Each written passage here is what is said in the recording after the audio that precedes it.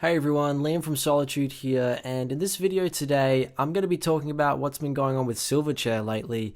There has been a lot of stuff happening in the media with the band that formerly were one of the biggest in Australia and in the mid to late 90s, one of the biggest post-grunge bands in the world.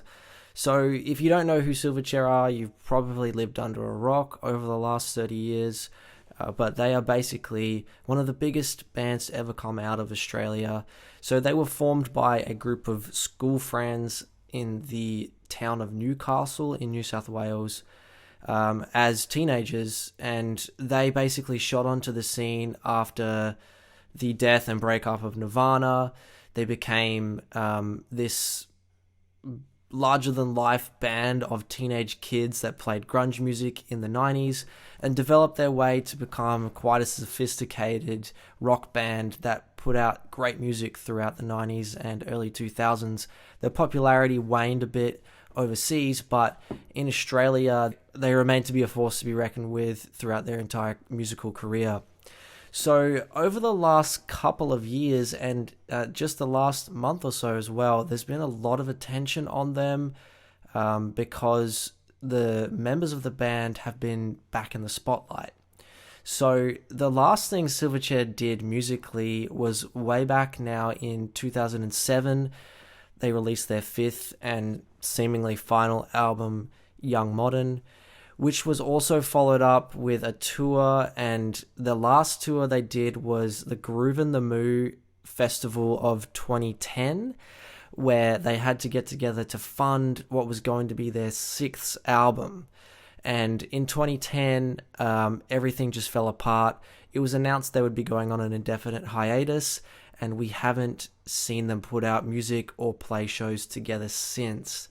Everything was quite quiet there for a while. The lead singer and larger-than-life figure, Daniel Johns, released some solo music in the mid-2010s. It wasn't until his second studio release LP that he brought out last year that things started heating up again. And that was partly because of this podcast that he put out on Spotify, which spoke a lot about his life and his time in Silverchair, the trauma that he went through for being a child that became famous. So in response to this, Ben and Chris put themselves a little bit more in the spotlight lately, especially Ben. So Ben, the drummer, has recently made a YouTube channel as well as putting out some of his own solo music, which has not done as well as Daniel's, obviously. But if you haven't already checked out Ben's YouTube channel, I would highly recommend it too. It's pretty cool, especially if you are interested in drumming, because he explains how he came up with the drum parts for many of the Silverchair songs. He's also appearing on the Australian version of The Amazing Race with his wife, who was formerly on the Australian version of Desperate Housewives, I think. So he's putting himself in the spotlight a little bit more lately. So Ben and Chris also have decided to get together to write a book, which is out today of me making this video. I haven't yet got my hands on this book or read any of it, obviously, but I've been seeing a little bit of information float around about it online and on the Silverchair Reddit page, and I'm interested to see what the two of them wanted to say in that book. So with this book, they also made a short documentary which was made into two parts by the ABC and was put out on their channel, obviously on free-to-air television, and also onto YouTube on one of the ABC YouTube channels and on Ben Gillies' YouTube channel too. Maybe about a week after, it was taken off of YouTube and off the streaming service ABC iView because of some legal reasons that Daniel's team kind of got involved in. And Daniel posted about this on Instagram, and I'll put it up so you can have a read of it. But, I mean, it seems to be a valid reason to me to want to say that this should be taken down, because essentially when Daniel made his podcast, he was not allowed by the label to play any of the songs that Silverchair wrote on the podcast to promote it. And I guess he felt that if Ben and Chris were going to play Silverchair songs on their documentary, which they did, that was a little unfair considering he wasn't allowed to. So it was his request that he would get a copy of the book they were making to read it before it came out. And if he got that book, then he was open to allowing the music to be played on the documentary. So apparently that didn't happen. He didn't get his hands on the book, and it was taken off streaming services and YouTube. The second episode still went to air on ABC free to air, but was not uploaded to any official YouTube channels or the iView website. But thankfully, there was a person who uploaded it onto YouTube, but it lasted about 2 days before it was taken down. I managed to catch it there, and I'll give you a rundown of some of the things that happened in that documentary if you weren't able to catch it, because I know most people these days do not even plug their TVs into an antenna, and most people do rely on streaming services. So in the first episode, it introduces Ben, obviously the drummer of Silverchair, and Chris, the bass player of Silverchair. In the first episode, they mostly speak about the same things that were already spoken of in Daniel's podcast, so there's not a whole lot of new information there. It's just kind of their perspective of how fame kind of hit them really hard when they were kids too.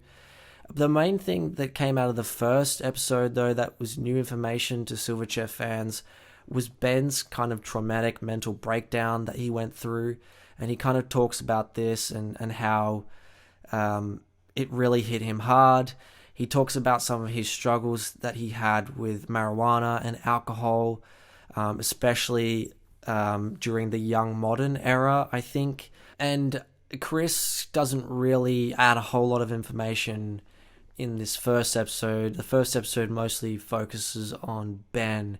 And then in the second episode, there was a lot more information there about Chris, and man, some of it was heartbreaking.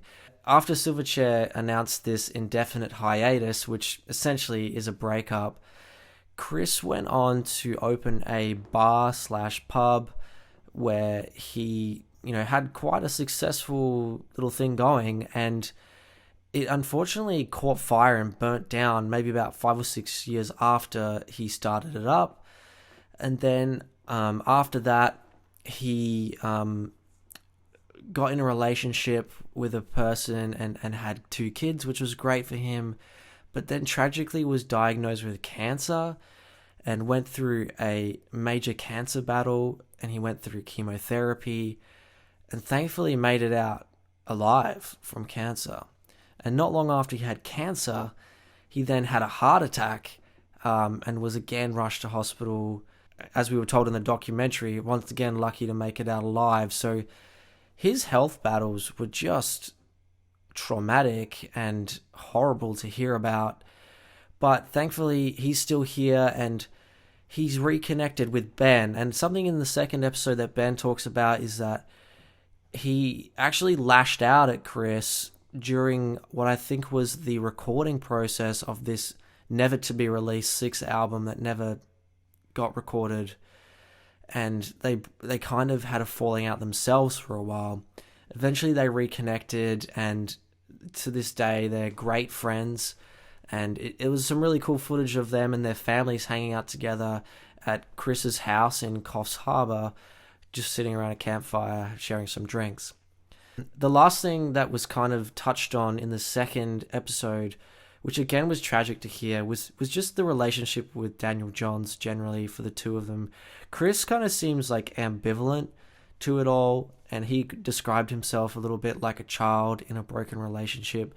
And it's, to me, the relationship between Ben and Daniel that seems to be the most fractured, and I still don't think that we are getting all the information about why that is. It sounds like to me that there was just a lot of clashes when it came to music, especially because Ben was a songwriter and helped write many of the songs on the first and a little bit on the second Silverchair albums. And they'd really just, Ben and Daniel wanted to go in different musical directions. And I think there was just a lot of clashes because of that, and things just got worse over time. I personally feel like they're both holding a little bit of animosity towards each other, even though they both kind of say they're still friends, but they don't talk to each other at all. And Ben says that he hasn't really sat down to talk with Daniel for many years, and it sounds like he wishes he could do it, but just has never got around to it. There was also one really interesting part in the documentary where they interview Chris's parents, and I think for Silverchair fans, Chris's mum basically just sums it up the best with one statement she said. And she basically just says something along the lines of, I really wish the three of them could just be friends again. And I think that's the main point. It's just that these three guys made something so special with Silverchair. And the tragedy is that they just don't seem to be friends, or at least there's a dividing line between Ben and Daniel, and Chris kind of just being on Ben's side a little bit, I guess. I want to kind of just comment on my opinions and my feelings about Silverchair and this band friction, and why I think it's so tragic and disappointing, especially as being a huge Silverchair and Australian music fan. And I want to start by talking about what Silverchair represents to me and what I think they represent to a lot of people in Australia. I think Silverchair are much more than just like some rock band that got famous in Australia and had success. They really do represent something deeper.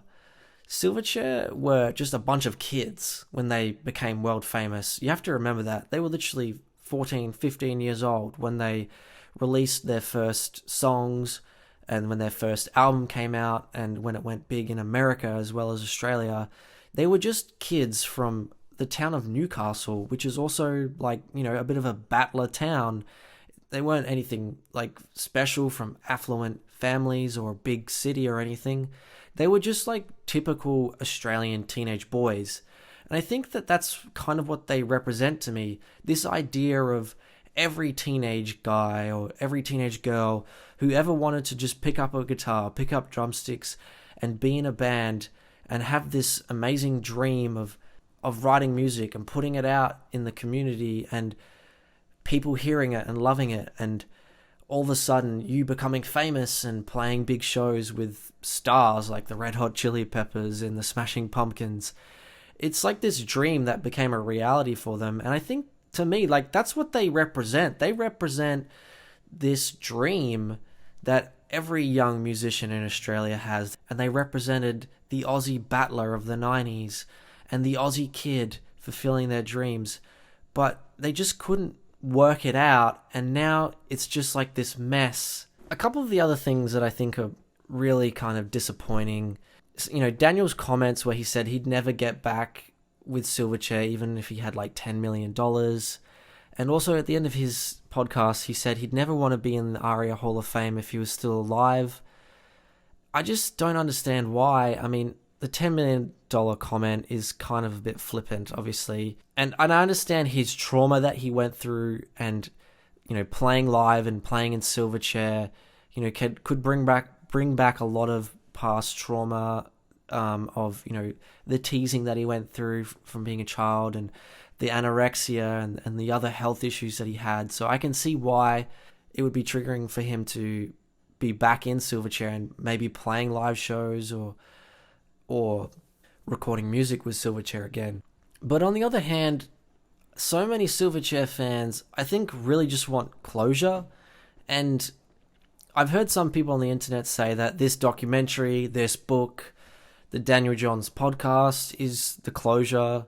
But I just personally don't feel like it is. I think for me, the closure that I would get as a Silverchair fan would be them being inducted into the ARIA Hall of Fame. And even if it was individually, as individuals, being presented with that ARIA pyramid saying, you are a Hall of Fame Australian musician. They don't have to play a show together again. They don't have to be on the stage saying, arm in arm again. They could literally just get given these pyramids and a short video of them each taken saying thank you for inducting Silverchair into the Hall of Fame. Personally, that would be enough for me. I think that would be a very easy thing to achieve. Of course, it would be amazing if they did play one more live show, record one more song or album together. I think these things are realistically never going to happen. I still think maybe, just maybe, there is a chance if they were inducted into the ARIA Hall of Fame, they would all get together and play one last rendition of Freak or something like that, or Straight Lines, just for one last thing. But it's so unlikely. I guess the last thing I just want to say is that if anyone from Silverchair remarkably sees this video, please try and bury the hatchet and become friends again. And one day, we would love it if you all just sat in a room together again. We don't even need for it to be videoed or photos taken of it. We would just love it if that you, all three of you, were friends again, and that we knew that you were all talking again, and that you've all put your differences aside. And if there was that one last chance where you could just get together at the ARIAs and get inducted in the Hall of Fame, maybe just play one more Silverchair song one last time together, and that's it. That would be amazing. But I understand if you guys can't do that. But if you could just come together for all of us one last time to be inducted in the Hall of Fame, that would be amazing.